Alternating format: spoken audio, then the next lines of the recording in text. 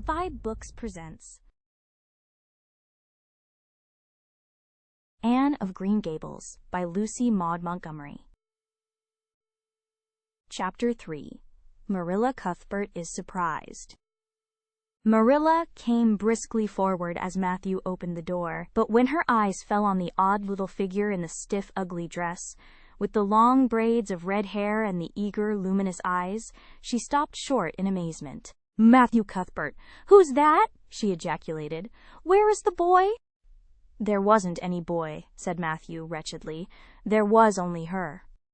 He nodded at the child, remembering that he had never even asked her name. "No boy, but there must have been a boy," insisted Marilla. "We sent word to Mrs. Spencer to bring a boy." "Well, she didn't. She brought her. I asked the station master, and I had to bring her home. She couldn't be left there, no matter where the mistake had come in." "Well, this is a pretty piece of business," ejaculated Marilla. During this dialogue, the child had remained silent, her eyes roving from one to the other, all the animation fading out of her face. Suddenly she seemed to grasp the full meaning of what had been said. Dropping her precious carpet-bag, she sprang forward a step and clasped her hands. "You don't want me," she cried. "You don't want me because I'm not a boy.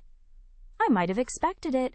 Nobody ever did want me. I might have known it was all too beautiful to last. I might have known nobody really did want me. Oh, what shall I do? I'm going to burst into tears." Burst into tears she did, sitting down on a chair by the table, flinging her arms out upon it and burying her face in them. She proceeded to cry stormily. Marilla and Matthew looked at each other deprecatingly across the stove. Neither of them knew what to say or do. Finally, Marilla stepped lamely into the breach. Well, there's no need to cry so about it." "Yes, there is need." The child raised her head quickly, revealing a tear-stained face and trembling lips.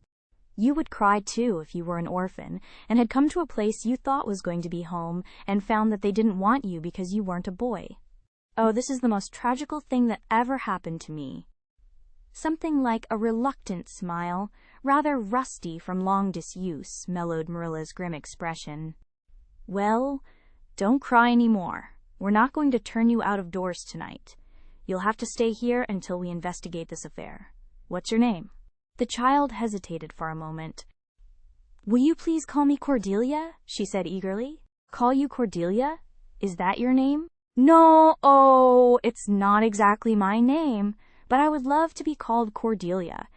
It's such a perfectly elegant name." "I don't know what on earth you mean. If Cordelia isn't your name, what is?" "Anne Shirley," reluctantly faltered forth the owner of that name. "But oh, please do call me Cordelia." "It can't matter much to you what you call me if I'm only going to be here a little while, can it? And Anne is such an unromantic name." "Unromantic? Fiddlesticks!" said the unsympathetic Marilla. "Anne is a real good, plain, sensible name. You've no need to be ashamed of it."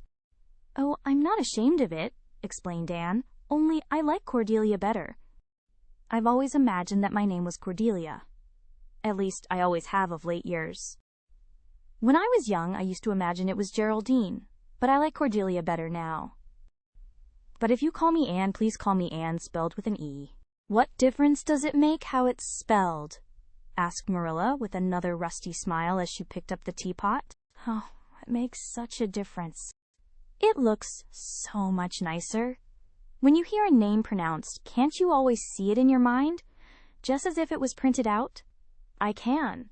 And ANN looks dreadful, but ANNE looks so much more distinguished. If you'll only call me Anne, spelled with an E, I shall try to reconcile myself to not being called Cordelia." "Very well, then. Anne spelled with an E. Can you tell us how this mistake came to be made?" "We sent word to Mrs. Spencer to bring us a boy. Were there no boys at the asylum?" "Oh, yes, there was an abundance of them. But Mrs. Spencer said distinctly that you wanted a girl about 11 years old, and the matron said she thought I would do. You don't know how delighted I was. I couldn't sleep all last night for joy. Oh," she added reproachfully, turning to Matthew, "why didn't you tell me at the station that you didn't want me and leave me there? If I hadn't seen the White Way of Delight and the Lake of Shining Waters, it wouldn't be so hard." "What on earth does she mean?" demanded Marilla, staring at Matthew. She's just referring to some conversation we had on the road," said Matthew hastily. "I'm going out to put the mare in, Marilla. Have tea ready when I come back." "Did Mrs. Spencer bring anybody over besides you?" continued Marilla when Matthew had gone out. "She brought Lily Jones for herself. Lily is only 5 years old, and she's very beautiful and had nut-brown hair." "If I was very beautiful and had nut-brown hair, would you keep me?" "No, we want a boy to help Matthew on the farm. A girl would be of no use to us. Take off your hat, I'll lay it, and your bag on the hall table." Anne took off her hat meekly. Matthew came back presently, and they sat down to supper. But Anne could not eat. In vain she nibbled at the bread and butter, and pecked at the crab-apple preserve out of the little scalloped glass dish by her plate. She did not really make any headway at all. "You're not eating anything," said Marilla sharply, eyeing her as if it were a serious shortcoming. Anne sighed. "I can't. I'm in the depths of despair. Can you eat when you are in the depths of despair?" "I've never been in the depths of despair, so I can't say," responded Marilla. "Weren't you? Well, did you ever try to imagine you were in the depths of despair?" "No, I didn't." "Then I don't think you can understand what it's like. It's a very uncomfortable feeling indeed. When you try to eat, a lump comes right up in your throat, and you can't swallow anything, not even if it was a chocolate caramel. I had one chocolate caramel once 2 years ago, and it was simply delicious. I've often dreamed since then that I had a lot of chocolate caramels, but I always wake up just when I'm going to eat them. I do hope you won't be offended because I can't eat. Everything is extremely nice, but still I cannot eat." "I guess she's tired," said Matthew, who hadn't spoken since his return from the barn. "Best put her to bed, Marilla." Marilla had been wondering where Anne should be put to bed. She had prepared a couch in the kitchen chamber for the desired and expected boy. But, although it was neat and clean, it did not seem quite the thing to put a girl there somehow. But the spare room was out of the question for such a stray waif, so there remained only the East Gable room. Marilla lighted a candle and told Anne to follow her, which Anne spiritlessly did, taking her hat and carpet-bag from the hall table as she passed. The hall was fearsomely clean. The little gable chamber in which she presently found herself seemed still cleaner. Marilla set the candle on a 3-legged, 3-cornered table and turned down the bedclothes. "I suppose you have a nightgown?" she questioned. Anne nodded. "Yes, I have too. The matron of the asylum made them for me. They're fearfully skimpy. There's never enough to go around in an asylum, so things are always skimpy, at least in a poor asylum like ours.